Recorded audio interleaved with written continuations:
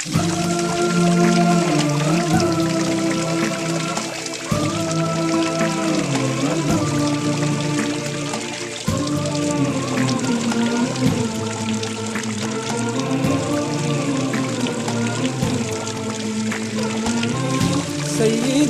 مولاي محبوبي ويا أمل.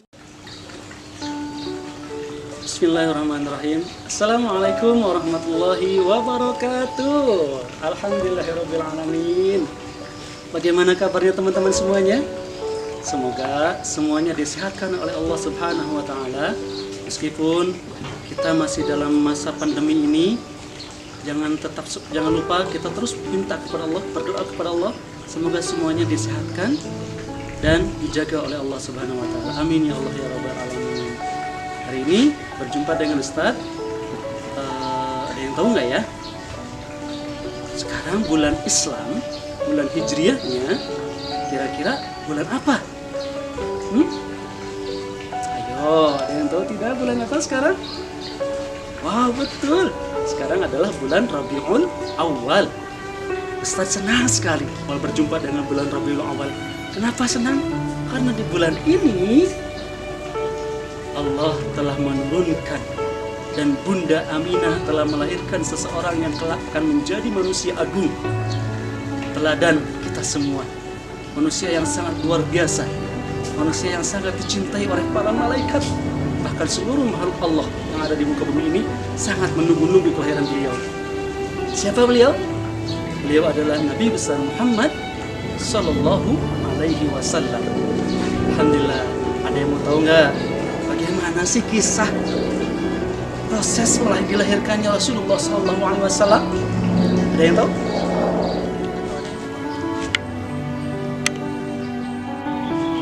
Baik teman-teman, sekarang kita mulai ya. Kisahnya bermula ketika 50 hari setelah penyerbuan pasukan gajah ke kota Mekah. Usia kandungan Umi Aminah sudah 9 bulan.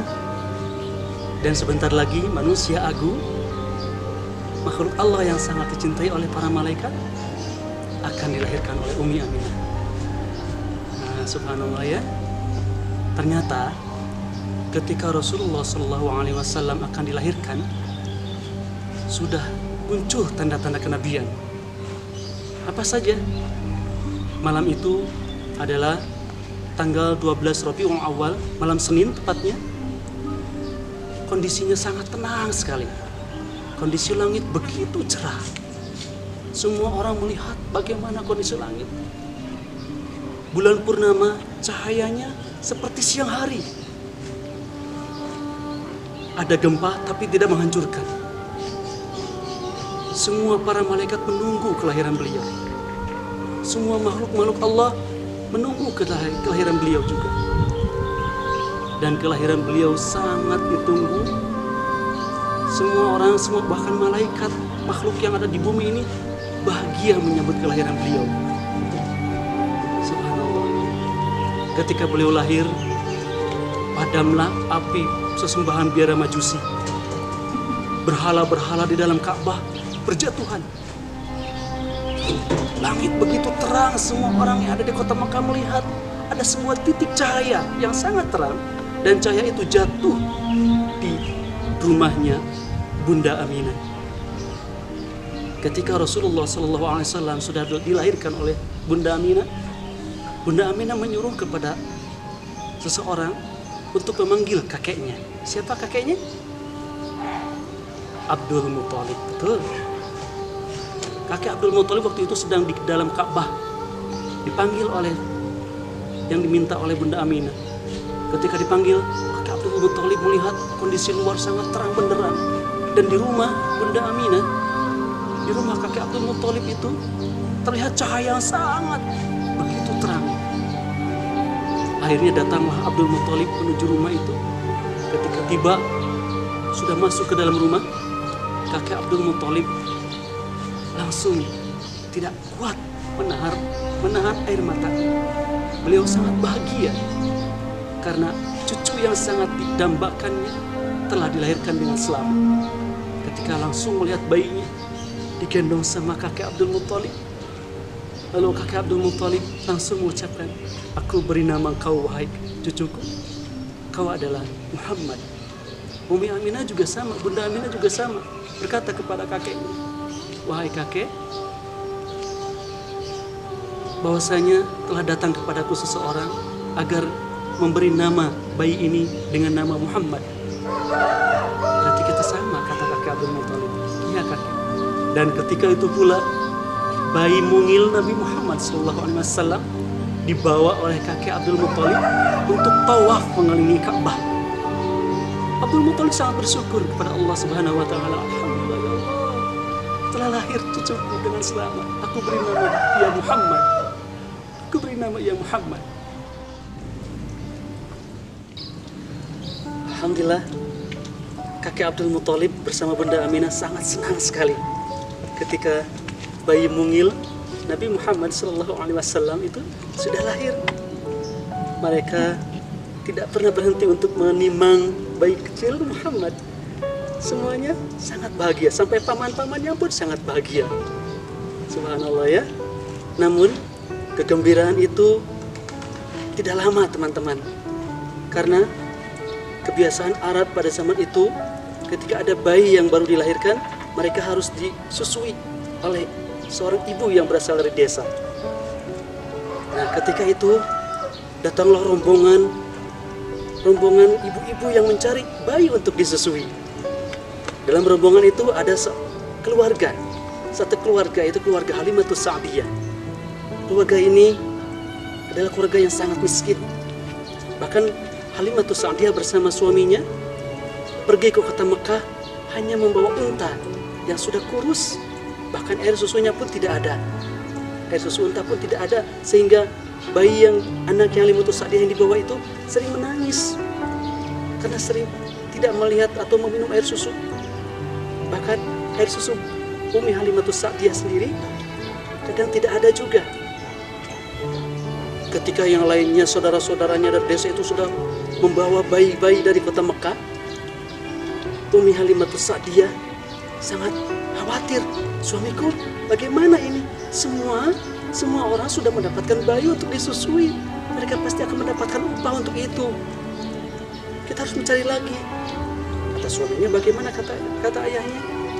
Kata suaminya begini, Umi, yuk kita cari lagi. Semoga masih ada bayi yang masih untuk kita susui. Bayi yang untuk kita susui ya. Dicari lagi, berkeliling ke kota Mekah. Ternyata ada satu rumah. Umi Halimatus Sa'diyah mendatangi rumah itu. Ketika didatangi, keluarlah Bunda Aminah. Ketika Bunda Aminah keluar, Anda mencari bayi untuk disusui, wahai ibu? Oh iya bu, betul sekali. Kebetulan alhamdulillah saya punya bayi. Boleh aku bawa? Boleh ibu, silakan. Tapi bayi ini ayahnya sudah meninggal. Oh yatim bu? Iya, bayi ini yatim, ayahnya sudah meninggal dan hanya diurus oleh saya dan kakeknya. Lalu Bunda Halimah, Umi Halimatus Sa'diyah berdiskusi dengan suaminya. Ayah, bagaimana ini? Kalau kita membawa bayi yatim ini, kita tidak akan mendapatkan upah. Dia yatim, ayahnya tidak ada. Bagaimana kita bisa mendapatkan upah? Ya udah, kata suaminya, kita cari dulu aja. Semoga masih ada bayi yang bukan yatim. Akhirnya Umi Halimah pergi mencari lagi bayi yang lain. Sebentar ya bunda, kami akan mencari bayi yang lain dulu. Akhirnya Bunda Aminah sangat sedih ketika mendengar penolakan yang pertama dari Umi Halimatus Sa'diyah. Setelah pergi mengelilingi kota Mekah, Halimatus Sa'diyah dan suaminya tetap belum menemukan bayi. Akhirnya kata Halimatus Sa'diyah, ayah, suamiku, udahlah kita ambil bayi yatim itu. Semoga dengan mengambil bayi yatim itu, keberkahan akan menyelimuti keluarga kita. Sudah baik, ayo kita datangi rumah itu lagi. Akhirnya datanglah kembali ke rumah Bunda Aminah. Bunda Aminah sangat senang ketika melihat Umi Halimatus Sa'diyah datang. Ibu, boleh kami bawa anaknya? Oh baik, silakan ibu, silakan. Akhirnya dibawalah Nabi Muhammad bayi oleh Umi Halimatus Sa'diyah. Bunda Aminah ketika melihat Muhammad kecil dibawa yang masih bayi, kakeknya pun sangat sedih ketika melihat Muhammad kecil dibawa. Muhammad, kamu baik-baik ya di sana, kata Bunda Aminah. Akhirnya dibawalah Muhammad kecil ke desa tempat tinggal Umi Halimatus Sa'diyah. Ketika dalam perjalanan, tiba-tiba teman-teman terjadi satu keajaiban. Unta yang ditunggangi oleh Umi Halimatus Sa'diyah yang awalnya susunya tidak ada, kering bahkan, tiba-tiba susunya banyak. Suami Halimatus Sa'diyah kaget, Umi, ini banyak sekali susunya. Unta kita, wow, Masya Allah, ternyata bayi ini membawa keberkahan oleh suamiku. Akhirnya susunya ditampung di satu tempat, diberikan minum untuk Halimatus Sa'diyah. Dan anak Halimatus Sa'diyah pun yang masih kecil sangat senang. Umi, aku boleh minum susu ini, kata anaknya, subhanallah. Akhirnya diminumkan, dan tiba-tiba unta Halimatus Sa'diyah ini yang awalnya jalannya pelan sekali bisa menyusul rombongan teman-temannya ketika pulang. Teman-temannya kaget, wow, Halimatus Sa'diyah awalnya kan untanya kecil, terus jalannya juga pelan, kenapa sekarang mendahului? Maaf ya teman-teman, kata Umi Halimah, aku duluan. Wow, siapa itu yang dibawa? Bayi siapa yang dibawa ya ternyata? Akhirnya sampailah di rumah. Ketika sampai di rumah, terjadi keberkahan begitu banyak keberkahan yang Umi Halimatus Sa'diyah dapatkan. Apa saja? Pertama, padang rumput tempat mengembala kambing-kambingnya biasanya kering di sana. Ketika ada Nabi Muhammad bayi yang di rumahnya, padang rumputnya tiba-tiba banyak rumput yang bertumbuhan di sana. Kambing-kambingnya juga banyak yang melahirkan, yang mengandung. Akhirnya kambing Halimatus Sa'diyah bertambah banyak. Subhanallah, ketika usia Nabi Muhammad 4 tahun, Nabi Muhammad sedang bermain dengan anak-anaknya Umi Halimatus Sa'diyah. Ketika bermain di padang rumput, ada seseorang yang mendatangi Nabi Muhammad. Ketika didatangi oleh seorang itu, anak-anaknya Umi Halimatus Sa'diyah kaget. Umi, lari mencari Umi Halimatus Sa'diyah. Mereka lari sekencang-kencangnya karena takut Muhammad diculik oleh seseorang. Akhirnya lari, Umi, Muhammad diculik, Umi, Muhammad diculik. Ketika diculik, ternyata yang membawa Nabi Muhammad adalah malaikat Jibril. Apa yang dilakukan malaikat Jibril? Nabi Muhammad yang masih kecil dibawa, dipegang tangannya oleh malaikat Jibril, dibawa ke suatu tempat. Lalu disitulah terjadi proses pembelahan dada Nabi Muhammad. Ketika dibelah, kata malaikat Jibril, diambil salah satu daging dalam dadanya, itu adalah hati. Dan hati ini dibersihkan oleh malaikat Jibril menggunakan air Zam-Zam. Kata malaikat Jibril, inilah tempat godaannya syaitan, maka aku akan bersihkan tempat ini. Setelah dibersihkan, dikembalikan lagi, dan Nabi Muhammad yang masih kecil usia 4 tahun belum tahu apa-apa. Dia kaget, lalu dipulihkan kembali oleh malaikat Jibril, langsung ditinggalkan oleh malaikat Jibril. Umi Halimatus Sa'diyah dengan anak-anaknya mencari, Muhammad, di mana kau nak, Muhammad? Ketika melihat Muhammad yang masih kecil sedang duduk, wajahnya pucat. Kenapa Muhammad? Ada apa yang terjadi? Aku nggak tahu. Ketika itu Umi Halimatus Sa'diyah sangat takut bahwa Nabi Muhammad akan dibunuh oleh seseorang. Dan ketika itu pula Umi Halimatus Sa'diyah berencana untuk mengembalikan Nabi Muhammad kepada Bunda Aminah. Teman-teman, ketika Nabi Muhammad SAW dikembalikan kepada Bunda Aminah oleh Halimatus Sa'diyah, Bunda Aminah sangat senang sekali. Sangat senang sekali menerima kedatangan Muhammad kecil. Anakku, sini sayang, ini Bunda. Ketika Aminah menerima, Nabi Muhammad langsung dipeluk erat-erat. Ya Allah, Bunda kami dengan Aminah, dengan Muhammad. Ketika dipeluk, ini Aminah menangis. Bunda Aminah menangis. Kakeknya juga datang. Hei, cucuku sudah datang. Alhamdulillah Muhammad. Sini nak, sini kakek. Digendong sama kakeknya Muhammad kecil. Beberapa tahun kemudian, ketika usianya 6 tahun, Nabi Muhammad SAW diajak oleh Bunda Aminah untuk pergi mendatangi makam ayahnya. Ketika pergi ke kota Abwa, Bunda Aminah bersama Nabi Muhammad menemui makam ayahnya. Nah, ini dia makam ayahnya. Ketika mau pulang, tiba-tiba Bunda Aminah sakit, teman-teman. Nah, ketika sakit Bunda Aminah, Nabi Muhammad sangat sedih ketika usia 6 tahun. Nah, Bunda jangan sakit, sehat lagi ya Bunda ya. Nabi Muhammad sangat sedih, teman-teman. Akhirnya Beberapa hari kemudian Bunda Aminah tidak tahan lagi menahan rasa sakitnya dan Bunda Aminah pun meninggal dunia. Pada usia 6 tahun Rasulullah Sallallahu Alaihi Wasallam, Nabi Muhammad Sallallahu Alaihi Wasallam akhirnya ditinggal bundanya. Bunda Aminah pun meninggal dunia dan beliau diurus oleh kakeknya, yaitu Abdul Muthalib. Ketika diurus oleh kakeknya, Nabi Muhammad sangat senang. Abdul Muthalib sangat sayang sekali kepada Nabi Muhammad, kepada cucunya. Lalu beberapa bulan kemudian Abdul Muthalib pun meninggal dunia dan beliau dirawat oleh pamannya. Siapa pamannya? Abu Thalib. Dan Abu Thalib juga sangat menyayangi dan mencintai keponakannya ini. Ketika usia 8 tahun, Nabi Muhammad SAW pergi berdagang bersama Abu Thalib. Lalu setelah selain berdagang, Rasulullah juga sangat mandiri, teman-teman. Walaupun hanya diurus pamannya, Rasulullah SAW ketika masih kecil tidak mau merepotkan pamannya sedikit pun. Bahkan Nabi Muhammad membantu pamannya mengembalakan kambingnya, terus membantu pamannya berjualan.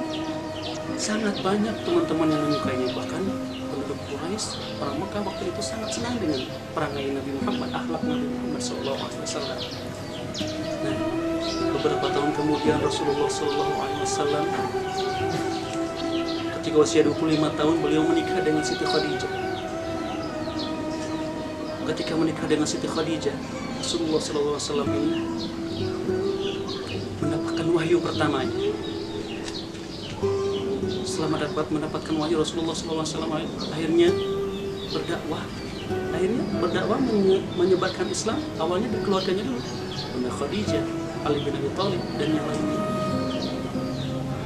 Nah, setelah beberapa tahun berdakwah menyebarkan Islam, ternyata dalam hati Rasulullah SAW ada satu hal yang mengganjal.